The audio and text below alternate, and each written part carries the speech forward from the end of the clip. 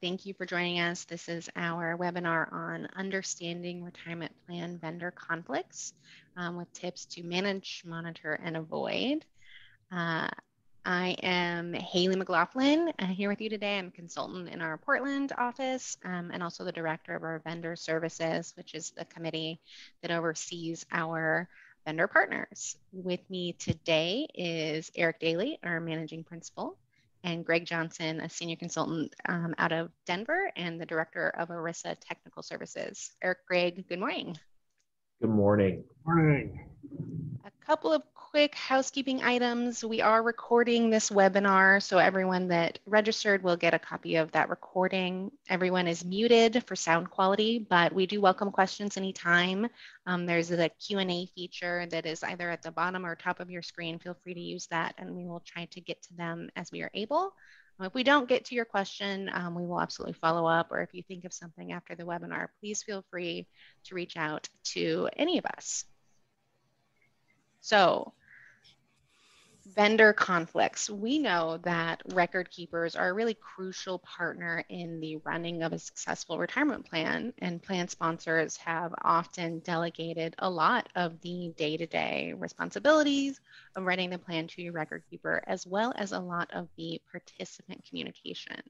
And with that delegation, of course, comes the responsibility to then monitor those record keepers and those vendors.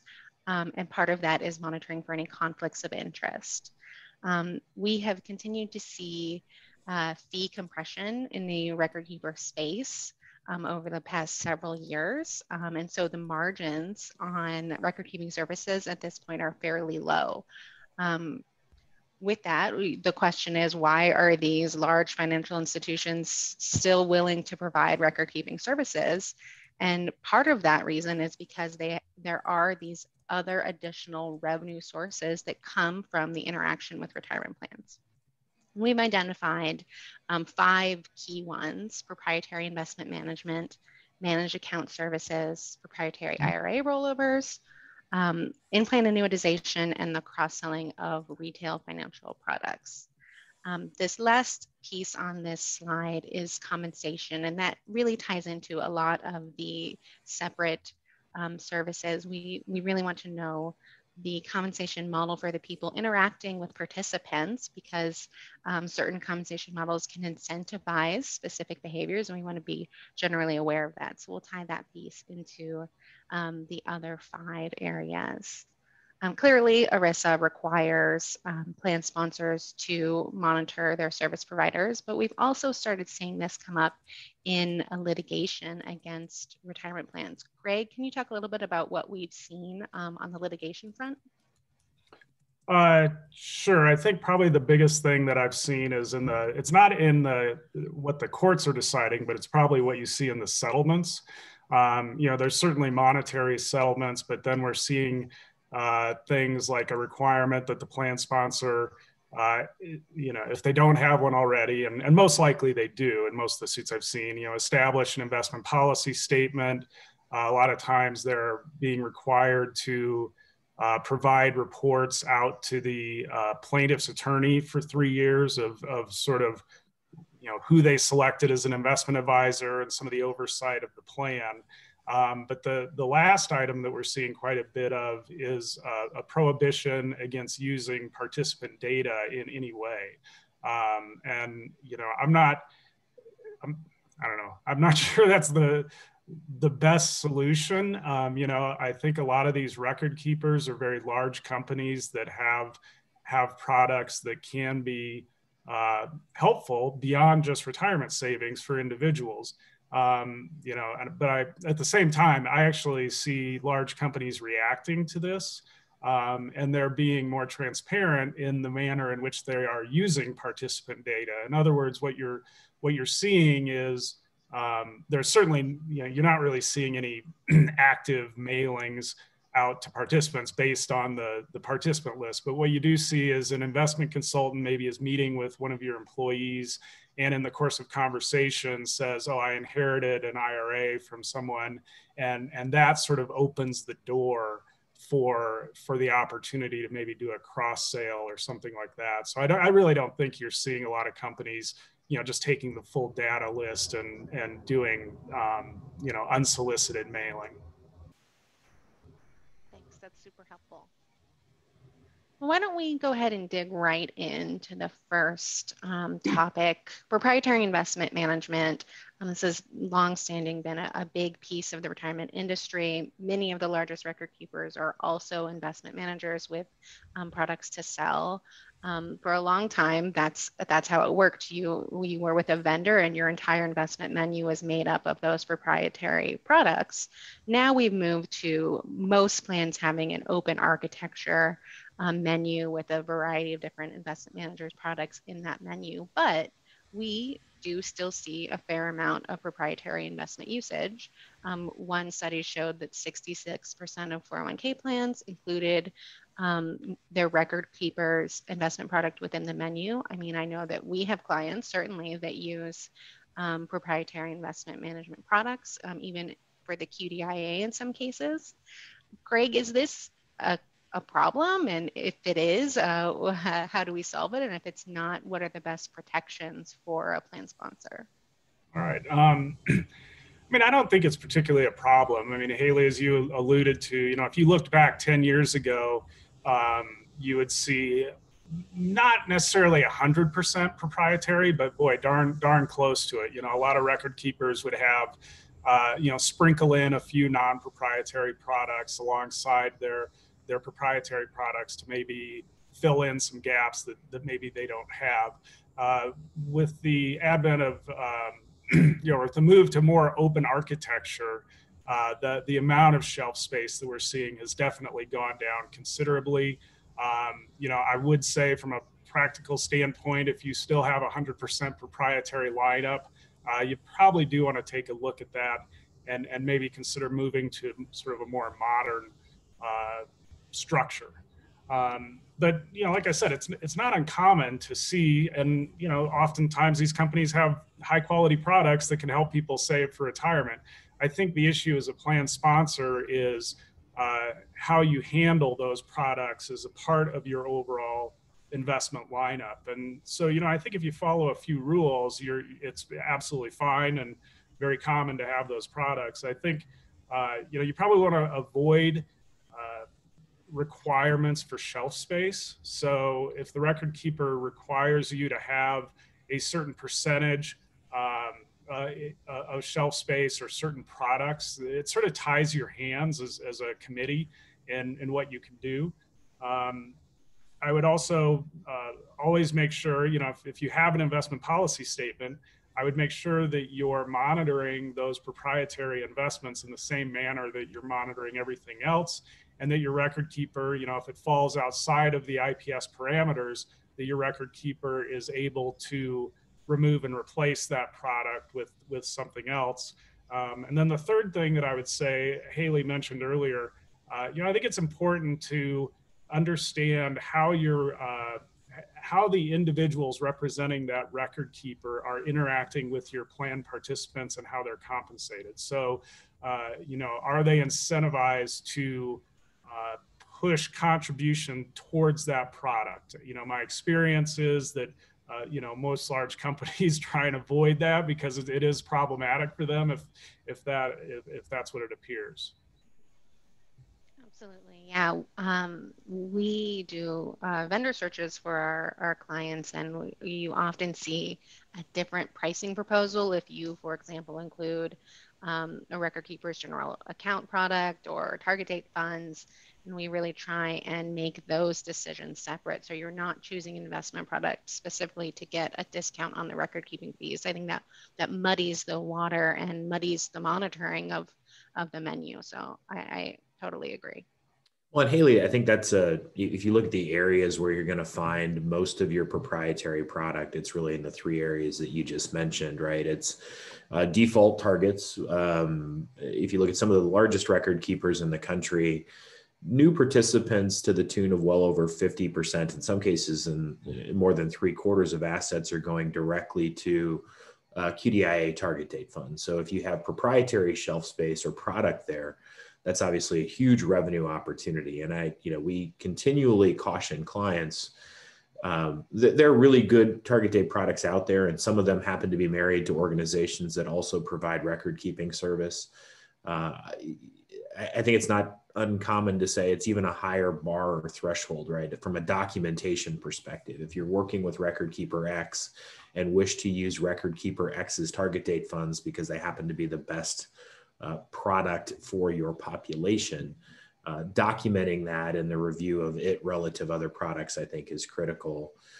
The second that Haley mentioned is the cash side, because if you look at menus, aside from target date funds, whatever your cash position is tends to be the next largest. And you really have their two primary alternatives. Either some kind of stable value fixed account type annuity product, which is heavily utilized by the insurance companies that provide record keeping services, and is a huge opportunity for revenue because they, in many cases, are declaring what the crediting rate is, and they get to keep the difference between the crediting rate and the rate of investment. So potential problems or challenges there. And then the third's on the index side, right? Indexing continues to become more and more common and utilized more heavily within retirement plans. And if you look at the cost of indexing, it continues to collapse as the three largest providers, BlackRock, Fidelity, and Vanguard, continue to compete for the least expensive products. So if you can have, as a proprietary record keeper, an S&P index at 10 basis points, that likely means that 80% of that is profit and only 20% is the operational cost if you actually have a scaled index product available. So those are the three areas where it pops up. It's not really, certainly it's revenue, but if you get the small cap value active mandate from your record keeper, it's just not going to drive the same types of revenues that those three other categories are from a utilization perspective. Absolutely. On a similar note, we are seeing more and more record keepers come out with their own managed account products and actively advertising them to plan sponsors and then participants. So for folks that aren't familiar, managed accounts are generally a product made available to participants that they opt into that will do discretionary asset allocation of their assets in the plan. So you usually answer a few questions about your time horizon, maybe some outside assets, that kind of thing, and it puts together what they describe as an appropriate asset allocation for that individual participant. This is usually done sort of in a robo automated way. There's not, an individual picking specific assets for you. It is generally in a device engine. As I mentioned, these have become more and more popular. We are also seeing them similar to the investment side. You get a record keeping price discount if you include managed accounts or automatically enroll individuals in managed accounts. Eric, where are we concerned about managed accounts? Where are some potential conflicts in using these kinds of products? Yeah, so I think there's a lot of promise in the managed account market. So maybe I'll start with the promise and then do the cautionary tale side. I think in all environments, especially in web-based environments, you're seeing the power of algorithms to help perfect and improve experiences, whether it's shopping through Amazon or I just got a Spotify account, which makes me seem about 1,000 years old that I'm just now getting a Spotify account. But ultimately, Spotify watches what I listen to and gives me something that I'd like, and it really improves the experience, right? And I think managed accounts are, to some degree, that type of solution, as would be the robo side in retail, for investors, which is you're going to give me some information about you. I'm going to see how that interacts with your needs for retirement. And as your portfolio changes with time, it makes automatic tweaks to try and drive what you would hope would be a more perfect solution. So there's tremendous promise in that. There, however, are some pretty significant risks associated with how that operates. And the first has to do with how revenue is collected and allocated. So, to Haley's point, if you look at the managed account marketplace, you're looking ultimately at an additional cost of somewhere between 0.15 and 0.65%, depending on how much you have and the type of solution you're using. If you look at the total cost of an investment menu, it probably also is somewhere between 0.1 and 0.15 and 0.65, depending on the size of your organization, the purchasing scale, and how effective you've been in trying to get reduced cost share classes. So effectively what you've done by overlaying for a participant and managed account is double the cost of investment management. And obviously for those that are familiar with expenses, that's a recurring expense that drives down returns. So the hurdle as far as an improvement of performance is increased pretty significantly by adding the managed account piece. So you already have a higher bar, right? There is the benefit of not all 50-year-olds have the same needs, have the same resources, have the same savings rates. So it is certainly understandable that they may have different investment allocations as a result of that. The second problem that we continue to see is, unlike Spotify, if I listen to a song, it moves on to a song that's like that. The problem with managed accounts is typically most of the inputs require the participant to put the input into the system and engage with the system in a way that is not the same as I would engage with other online services where they just see what I do. So for instance, there's no way for a managed account to know whether I'm going to inherit $500,000 from my parents, or that my spouse has additional healthcare needs that are going to require more money for me in retirement. The only way a managed account would know those things is for me to put them into the system. And further, the only way that a managed account would be able to keep those things up to date is if I update the managed account system every time my situation changes.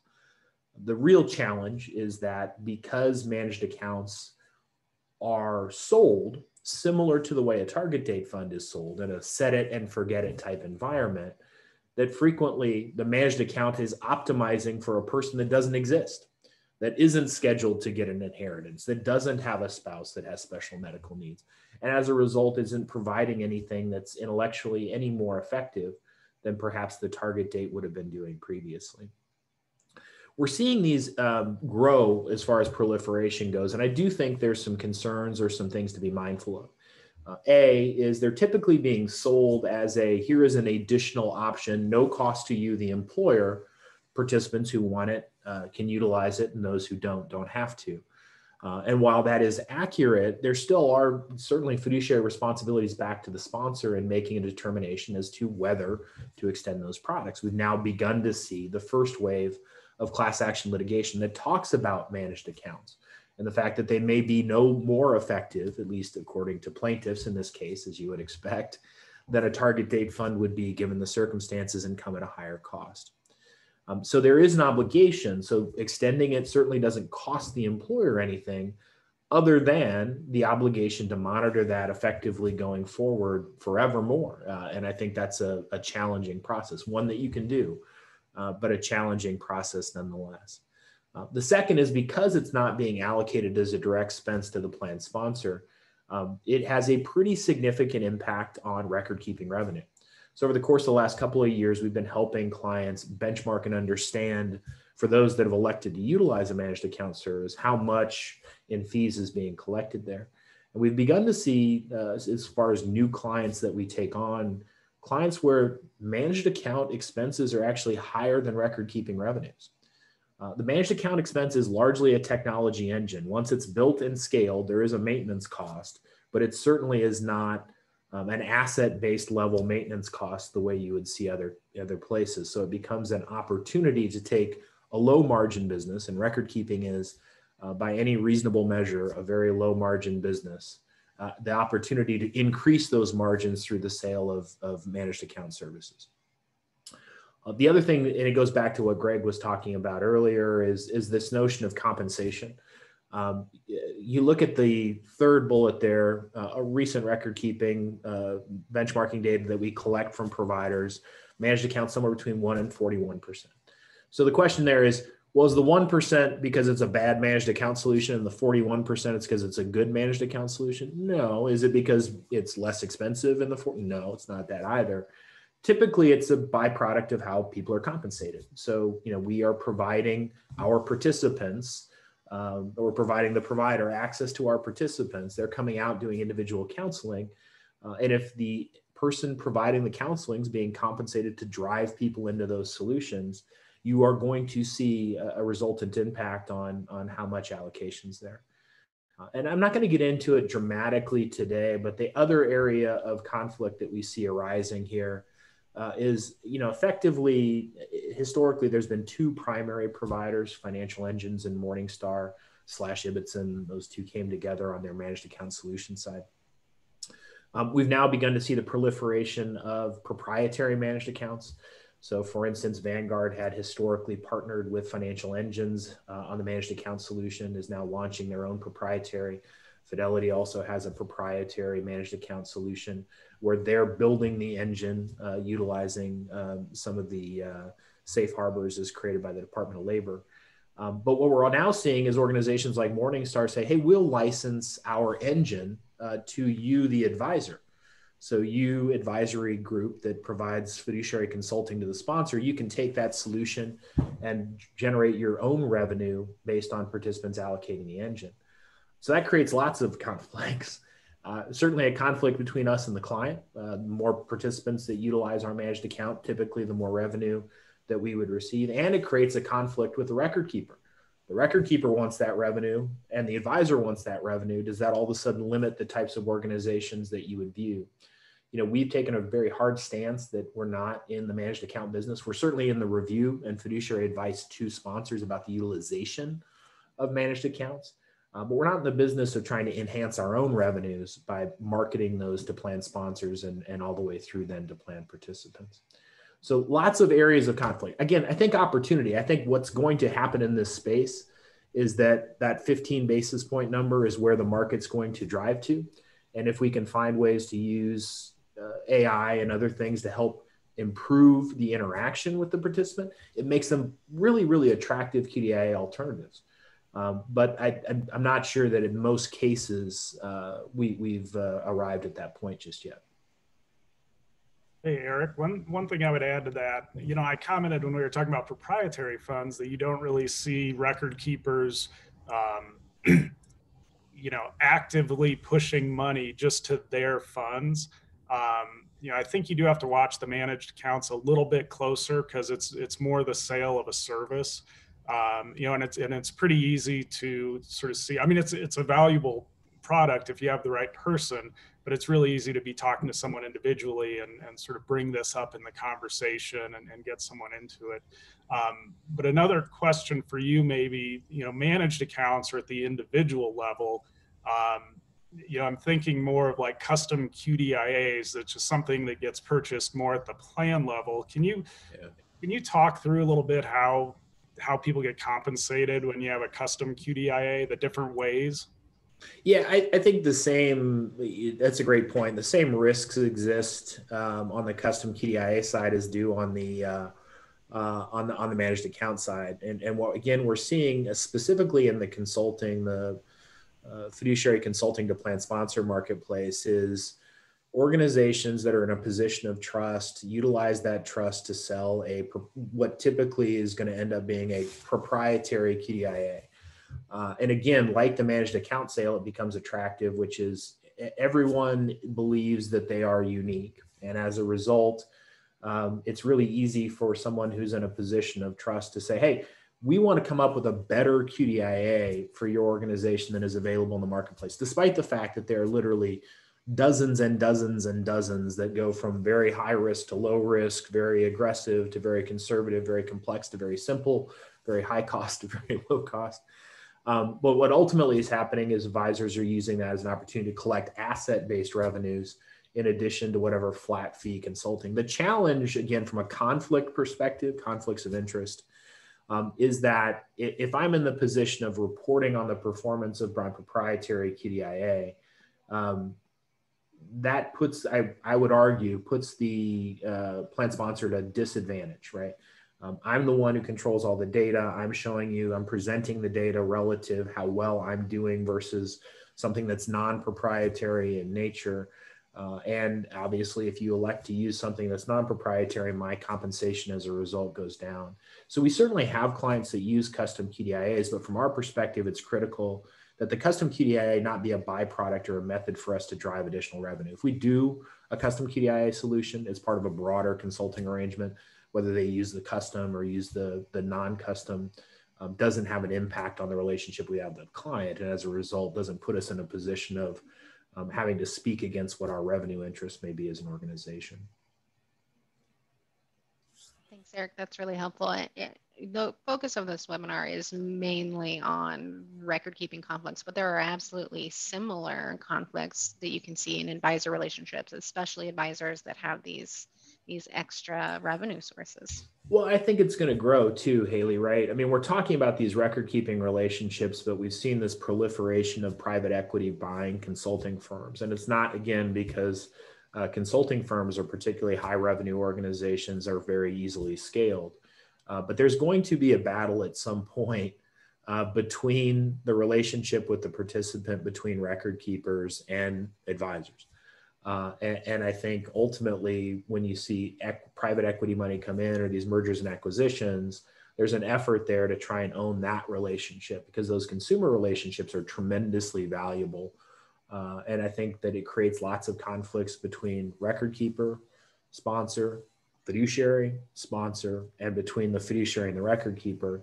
And I think those are not, none of those conflicts serve serve plan sponsors well. Absolutely.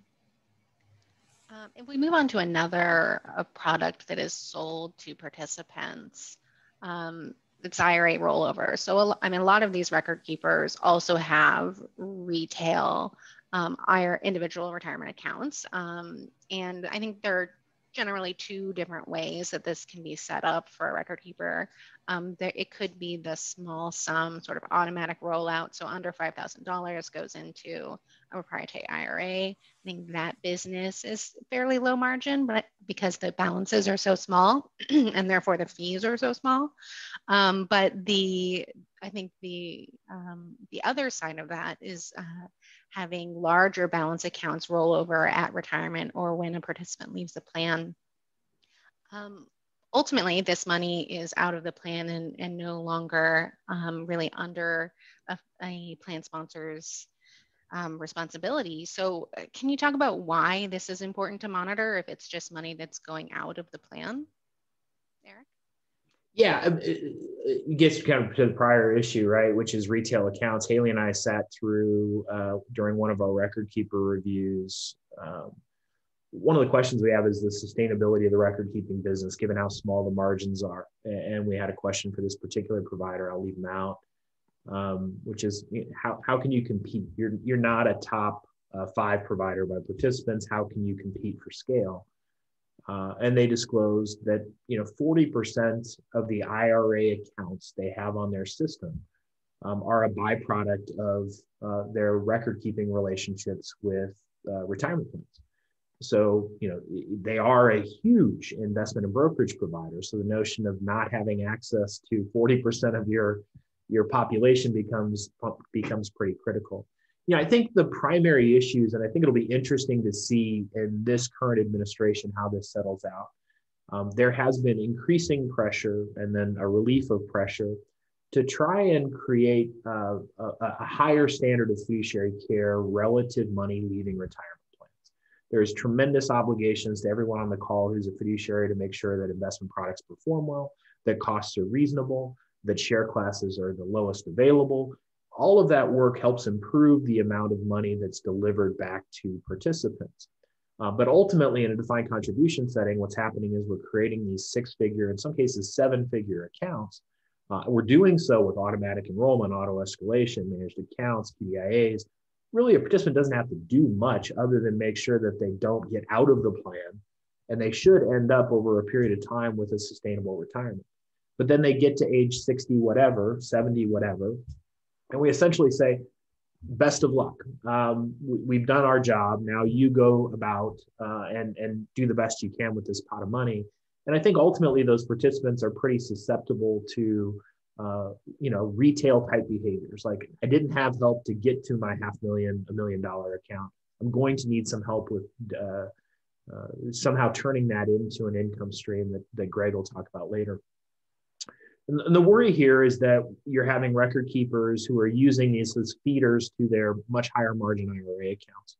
where they're using retail products, much more actively managed products, frankly, in the IRA, proprietary IRA rollover practice than you would see. And typically, back to the proprietary product side, while in our plans, you'd be hard pressed to find lots of shelf space for proprietary investments inside retirement plans. When that money gets rolled out into an IRA account, it's almost always going to be 100% proprietary. So a huge opportunity, much less expensive probably than trying to put ads on the Super Bowl to make your IRA rollover solution more attractive. So it'll be interesting to see whether the Department of Labor pushes back and we try and get to the fiduciary rule of 5 years ago, where those who took money or encouraged participants to take money out of a retirement plan were subjected to the same fiduciary standard. But that's the worry, that our plan's being used as a feeder to a retail brokerage operation, as opposed to being focused on using the retirement plan to deliver retirement income effectively to participants. Absolutely. Yeah. I mean, we spend a lot of time building up these account balances, but rolling over into a really expensive option in retirement can really eat away at those savings, years worth of savings pretty quickly. And if we are not giving participants the kind of guidance they need, that continues to be a risk. One of the we don't do a lot of work with participants, depends on the engagement, but I remember a human resource manager sent me an email. Their participant was in the construction industry, had accumulated an $800,000 account balance, probably made about 60 grand a year, was fully eligible for full Social Security, right? A very good plan. They'd worked there for 3 decades. They had come back to the human resource director with a proposal that had been made by an insurance broker that they were going to sell a 5-year deferred annuity. So essentially take half of the $800,000, defer it for 5 years and turn it into lifetime income. And they were going to take the first $400,000 and charge 1.25% annually, plus the investment expenses. Totally unnecessary to try and deliver the retirement income that this person would necessitate. But it was you essentially were taking a relatively low sophistication participant, and you were going to be able to take this $800,000 account balance, and for this particular person, the broker was going to turn it into probably $50,000 in compensation, right? And that's probably 2 years worth of record keeping expenses for this provider. So the opportunities for malfeasance here are just really, really high. And I think for most sponsors that really are trying to help participants get to retirement on time, they're really worried that they're growing these account balances, but in the end, their participants aren't getting the type of retirement that they could or should be getting based on how well funded they, both at the participant and sponsor level, have been. So Eric, how am I going to be able to present the positive side of annuities after that? That's tough. It's going to be pretty difficult for me to walk that one back, I think. Yeah, I mean, let's move right on to that. So the other side of distributions is this idea of annuitization, and that continues to be fairly unpopular with participants, but has been a focus. The Secure Act was trying to amplify lifetime income. We've continued to see this sort of extra advertising of annuitization and lifetime income recently. I guess the conflicts are very similar to what we just talked about in an IRA. They can be very expensive. You're getting out of what is likely a low-cost institutional retirement plan into what is likely more expensive, but annuities might be a good option for a participant depending on their needs. So Greg, where are the conflicts here? And maybe also if you can talk a little bit about what the Secure Act means for annuitization in the coming years. Yeah, maybe I'll start with something that I say frequently, which is, as more and more people depend on defined contribution plans for sort of the bedrock of their retirement savings, we look at savings patterns, and I think it's safe to say that we're not great savers. When you look at how much people are saving, it's probably not at the levels it really should be. But as people move into retirement, depending solely on their defined contribution plan, I think what we're going to learn is we're even worse spenders. We really don't know, people don't know how to build a successful drawdown strategy for their plans. And I think you're seeing a lot of activity on the record keeper side, trying to offer different methods for people to analyze how to draw down. I think you see a lot of companies, making estimates of what your monthly income might be. So there's a lot of activity in that area, but one option is certainly a lifetime income through an annuity. By purchasing an annuity, usually what I think about is look at what an individual's basic annual expenses are, and annuitize enough so that those are covered for life. And what you're essentially doing is shifting longevity risk from yourself, if you just hold all your assets, to the insurance company. And that way, you can save the rest of the money. You can sit over here and have fun with and do whatever. But that ensures that your basic living expenses will be covered for the remainder of your life. So, that's sort of the concept of annuitization. Now, you mentioned the Secure Act. The Secure Act was passed back in December of 2019. A lot of fanfare when it passed, and then the coronavirus hit, and we got the CARES Act, and everyone sort of circled the wagons around that. The CARES Act provisions have pretty much ended any of the options for access to your funds and stuff like that. So the Secure Act is starting, people are looking back saying, oh yeah, that's Secure Act. What was that all about? There were two important provisions that focused on this concept of lifetime income. And the first, I mentioned that a lot of record keepers are making estimates of monthly income. The Secure Act is going to require projections be provided on statements. So that's certainly a signal that there's growing interest in helping people understand, okay, you've got this pot of money, but what does it really mean?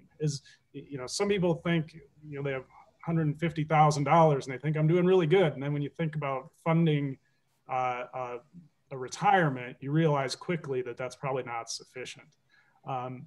Probably the most important change though, and I think it's going to impact things probably slowly, but there is a safe harbor for employers to offer in-plan annuitization. Now, on the nonprofit side, the history of 403Bs was that they were really offered through insurance products originally. So you see a pretty extensive use of in-plan annuities in 403B plans.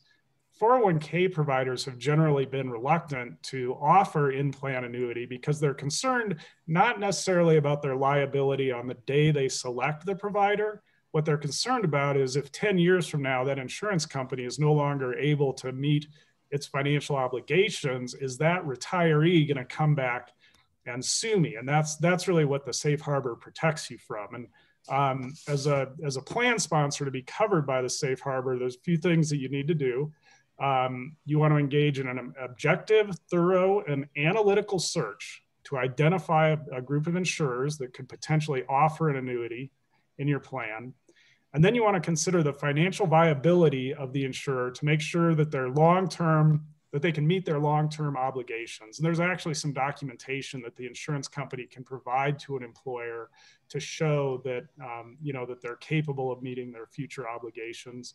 And then you also have to look at the cost of the product relative to the benefits that are going to be provided to the employees. And, if an employer has looked at all these things, then at the time of the selection, they have to ensure that the cost and the product and everything is good at the time they select them, then they will be covered by that safe harbor.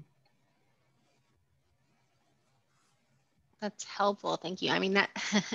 So that's a fair amount of work on a plan sponsor's plate. It's not just, getting a flyer from your insurance provider that says this is why we are financially healthy and moving on. You do need to do some due diligence there. You do, but you know, the last bullet point there indicates that individuals are more likely to annuitize if an annuity product is available through their defined contribution plan. I personally think 5 years from now, this will change the landscape of you know, how people shift into retirement. I've said it before, but I think I think for the first few years, in-plan annuities are going to be sold, not bought, for some of the reasons that Eric described. You know, there's some baggage that comes with annuities. People think they're expensive. You know, there are some that can have very high expenses. I think employers getting more involved and engaged in the process of selecting a high quality product to put in their plan is going to help protect against some of those negatives. And I think what you're going to see is over time, especially on the for-profit side, I think you're going to see a lot of plans beginning to offer in-plan annuitization. It's going to take a little time for people to warm up to the idea. And that's why when I say it's going to be sold, not bought, that's not a bad thing. I mean, I think people are going to be selling quality products and adding them to plans. I think plan sponsors are just going to be a little slow to educate themselves as to why they need this in their plan. No, I agree, and I think that's exactly the issue: is the in plan versus out of plan, right? If I'm a independent insurance broker and the construction worker rolls into my office, then I have no obligation other than the minimum suitability option, which is about the lowest standard you could possibly adopt. But if you have a fiduciary option, you can have a solution that really makes sense. And for the first 17, 18 years we've been doing this, I've said many, many times in many speaking engagements that I'd never had a participant come to the committee and say, hey, you know what we really need is a retirement income option. And over the course of the last 2 months, for the first time, we've had participants elevate to committees discussions about retirement income. So I do think we're at that precipice. I think the Secure Act is part of that. I think product invention and progress is part of that, because just from a purely academic perspective, every academic study would support that participants benefit from annuitizing some portion of their retirement income and reducing or eliminating to some degree their longevity risk that we all take on now as defined contribution participants. But it is still going to take a lot of participant training before a wide variety of participants are there, as opposed to having it be solicited to them. And Eric, to your point about employees wanting this, just yesterday in Plan Sponsor, there was a Willis Towers Watson survey that indicated that 53% of employees said they wanted more help from their employers in saving for retirement. And then when asked, what would best help them, another 53% said they wanted a guaranteed retirement benefit. And, annuitization is a way of creating that guaranteed retirement benefit. So, I think there is growing interest. And like I said at the beginning of my remarks, more people are getting into their retirement years depending no longer on a DB plan, but solely on Social Security and a DC plan. And as more and more people are drawing income out of their plan, the need for these types of withdrawal options is only going to go up. Yeah, agreed. Absolutely. Hey, Haley, I did get a question back on the rollover piece that I wanted to address quickly, and the question had to do with default IRA rollovers. So if you talk about the IRA rollover discussion that I was previously having, I was almost exclusively oriented on the non-default, right, larger account balances. But clearly there is, for most plans, the ability to roll participants with under $5,000 out into an IRA account. I am much less concerned with proprietary product utilization there, because the dollars we talked about are relatively small. There is a fiduciary obligation, however, to review and assess who your auto IRA rollover provider is, even if they are proprietary. Because in a number of organizations, they're using proprietary IRA rollover solutions. In most cases, what we've seen is those are merely an accommodation to clients. Those are not big revenue opportunities, whether you're using outside providers or proprietary solutions. So there is an obligation to review those solutions, make sure they're competitive relative to the other options in the marketplace. And it's always important to point out that the other options in the marketplace are not, hey, my 401k record keeper said they can only do default IRAs with themselves, therefore that's my only provider. Well, then there's a broader question as to whether you should be with that record keeper if they don't have a product that's competitive. But what I think you'll find, and certainly we've found in helping clients with this particular issue, is no one's getting rich off this. It's a matter of, are they getting paid on a money market fund, on an individual annuity, on a target date fund, on a managed, are they assessing $50 at setup versus $100 at setup? We're not talking large sums, but I do think there is a need for plan sponsors to make sure that they document that due diligence of their default provider periodically to ensure that it's competitive relative to the market. Yeah, absolutely. I know that, and when I've had conversations with clients about that, the marketplace is fairly similar. We're not seeing huge differences, at least for our clients, in the quality or the fees on these. It is really a low revenue source for these record keepers, but you do need to do that due diligence. All righty, I want to jump into our last topic, and it's probably one of the more complex ones. So it's this cross-selling of retail financial products. We've talked about it a lot. And this can include things we've already talked about, the IRAs, the annuities, but selling participants or employees of the plan sponsor things outside of the retirement plan.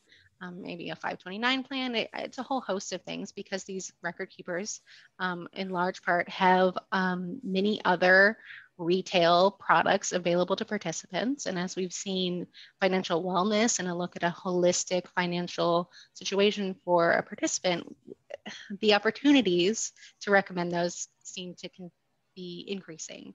So I think this is also where we really want to know the compensation model of the individuals interacting with participants and whether that's incentivizing specific behavior. So Eric, can you talk to us a little bit about what you're looking for when you're trying to monitor against this cross-selling opportunity? Yeah, I think, Greg spoke to this a little bit. We've talked about it a lot, right? That it's impossible to look at retirement plan as an exclusive financial issue for any participant. If anything, the COVID pandemic has revealed the extent to which retirement is integrated with emergency savings, which is integrated with saving for college, which is integrated with buying a house, which is integrated with the loan policy and the hardship policy, which is integrated with your early retirement window. I mean, the notion that you can just say, hey, do you have enough money in your plan? Are you putting enough in? I think is antiquated.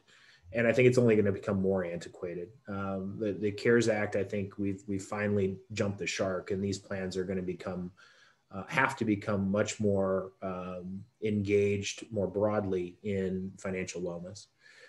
However, I do think that organizations develop compensation practices for employees because they want to motivate a certain behavior. And one of the things that we've been working very closely with our record keeping providers is better understanding of what compensation practices are. Because compensation practices will ultimately dictate to what extent participants are subjected to cross-sell product opportunities. I started my career in retirement working for a third-party administration firm. We launched our first, daily valued record keeping system where you could call the 1-800 number and get your account balance. Eventually, we sold that practice to a venture capital-backed firm. And this was in the go-go 90s, where they looked at it and said, we could buy a whole bunch of retail accounts for pennies on the dollar and use those retail accounts to sell more exciting services to. That venture capital backed organization wasn't successful in doing it, but I think we're seeing a similar thing in the record keeping space. Providing services to thousands and thousands or millions of retirement plan participants certainly has a cost, but at least it's a cost that comes with some revenue. Buying advertising and paying sales agents to try and go get retail accounts is a much more expensive practice. But once those participants are on the record keeping system, the degree to which they're going to be subjected through individual solicitations to product sales is something that we should be conscious of. I think we're seeing some class action litigation relative the inability or failure for plan sponsors to kind of monitor that activity. And ultimately the claim being made by plaintiffs is my personal information as a participant is an asset of the plan, and you can't just give that to somebody and not be mindful of what they do with it. And I think that's reasonable. I do think, again, there is perhaps, and not even perhaps, probably benefit to having the ability to have broader conversations about needs. But that's only true if the person having those conversations isn't compensated based solely on their ability to sell you a solution out of that discussion. And I think there's going to be a lot more work here, because you're seeing this heavy push of financial wellness programs on the retirement side, most of which aren't much more than some calculators and some website pages. But I think that is an effort to try and broaden these discussions and making sure that there aren't conflicts that are going to create risk for the plan sponsor fiduciaries. I think is going to be a real up and coming challenge for plan fiduciaries going forward. Yeah, we recently surveyed just over a dozen record keeping partners that we work with, and we were asking specifically about the kinds of compensation models that exist for representatives that are interacting with participants. And honestly, there's a whole host of models, and I will say that it was not terribly surprising information. I mean, I think that the record keepers we see that have really high managed account usage, for example, often had a model that included a bonus or some kind of compensation for getting participants in those managed account products. And ones that don't have that didn't and were salary based. And we saw a whole host of models between just straight 100% salary or to bonuses based on client satisfaction to incentivized selling behaviors. So it's a really important question, I think, to ask of record keepers, and I'm looking forward to having those discussions with clients in this coming year. Yeah, I think it's, I mean, again, some of these products and services are helpful and they're high quality, but you do want to monitor what the activity is. And one trend that I've seen that's very positive, though, from record keepers is their willingness to share the information. I think if you look back 5 or 10 years ago and asked how many IRAs, proprietary IRAs were opened up, they either would say, we're not going to tell you, or they would say, we don't know. It's not really something that we track that closely. Really in the last 5 years, I think the openness to sharing exactly what they're doing. I said it at the beginning, the use of data, not doing mass mailings to promote product, but offering an individual product at the right time when someone is in need of that product seems to be more the trend. But at the same time, like you said, Haley, it is something you want to monitor. Absolutely. So I want to leave time if there are any questions, but quickly, I did want to point out that everyone that registered for the webinar will also receive a resource guide we've put together that includes questions that we think you should ask your service provider to help you gauge where they're at with these various potential conflicts, and some tips on the documentation of that, because that's the real key piece here is you need to document that you're having these conversations and monitoring them. And we put together also a little worksheet. So that will be going out to everybody that registered. So please take a look at that when it comes. Eric, go ahead. Yeah, well, and I think the tips on managing your conflicts is critical, right? We've talked a little bit about this triangle, the fiduciary, the record keeper, and the plan sponsor. And I think it's really important to the discussion we've had broadly that I think your record keeper in almost all instances will have some form of potential conflict. And then the obligation is really to understand those conflicts, manage them and monitor them and document them. I think the conflicts that are kind of less excusable are the fiduciary to plan sponsor, because ultimately you're relying on the fiduciary to help you document the conflicts on the record keeper side. But if at the same time your advisor has conflicts with both the plan sponsor and the record keeper, that becomes a very, very difficult nest to try and untangle. So it's, again, not a notion. I don't think that most plans benefit from a blanket, you can never talk to my participants about anything other than their 401k account balance type prohibition against discussions. But understanding compensation practices, understanding where the conflicts arise, and making sure that you have a mechanism for documenting them and some help and support in doing so, I think is where the real work lies. Absolutely. Well, we're just about out of time. I don't know if we have any questions we want to get to today, or we can certainly follow up if there's any open ones after the webinar. Yeah, we'll give everybody maybe I always give them maybe a minute for typing. And if you take longer than a minute, then it's probably time to take a typing class and brush up on your 10 key skills. Absolutely. But to Haley's point, to the extent that we do get questions that we don't get at the end, we'll make sure to get responses back to everybody. Absolutely. So Haley, I think we took the rest of them. It looks like, I think we took the rest of them through the presentation. So I think we're probably good. Great. All right. Well, thank you, Eric and Greg, for joining me today. And thank you to everyone that joined us. We know that you are busy, and we appreciate you taking your time to think about your retirement plan. And please let us know again if you have any questions. Thanks. Thanks,